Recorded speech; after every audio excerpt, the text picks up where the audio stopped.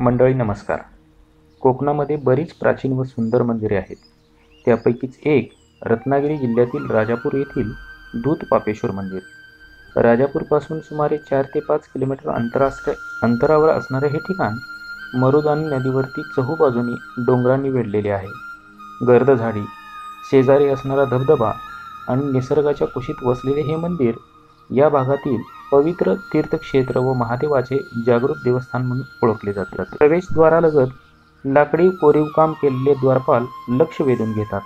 नुकताच या मंदिराचा जीर्णोद्धार करण्यात आलेला आहे. पाप धुवून टाकणारा ईश्वर म्हणजे दूधपापेश्वर असे म्हटले जाते. मंदिराच्या सभोवतालीचा असणारा हिरवागार सुंदर परिसर शांत व रम्य आहे.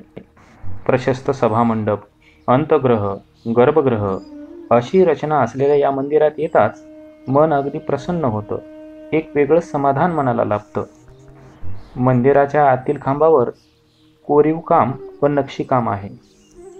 येथील खांबावरती असणारे हे अतिशय नाजूक व देखणं असं कोरीवकाम पाहून कारागिराचे खरंच कौतुक करावेसे वाटते. मधोमध प्राचीन भव्य अशा पितळी घंटा आपणाला दिसून येतात. तसेच या ठिकाणी समोर दगडी पाषाणात कोरलेला नंदी ऐटीत बसलेला दिसतो. गाभाऱ्यामध्ये शिवलिंग पाहण्यास मिळते. येथील शिवलिंग पाहून मन आनंदून जाते. मनाला आत्मिक समाधान मिळते. या पिंडीचे बारकाईने निरीक्षण केल्यास थोडेसे भग्न अवस्थेमध्ये हे शिवलिंग असल्याचे आपणाला आढळते. याबाबत वेगवेगळ्या आख्यायिका सांगितल्या जातात व त्या ऐकायला खूप आवडतात. इथले वैशिष्ट्य म्हणजे रोज संध्याकाळी येथे महापूजा होते. शंकर पार्वतीसाठी सारीपाटाचा खेळ येथे मांडला जातो व गाभाऱ्याचा दरवाजा बंद केला जातो आणि पहाटे दरवाजा उघडल्यास सोंगट्या इकडे तिकडे विखुरलेल्या दिसून येतात. हा वेगळा चमत्कार येथे आपणास पाहावयास मिळतो. बाजूलाच गणेशाची अतिशय सुबक व नाजूक कोरीवकाम केलेली दगडी मूर्ती आपणाला दिसाव्यास मिळते. मंदिराच्या पाठीमागे दगडी पाषाणापासून घडवलेले कामेश्वराचे मंदिर आहे.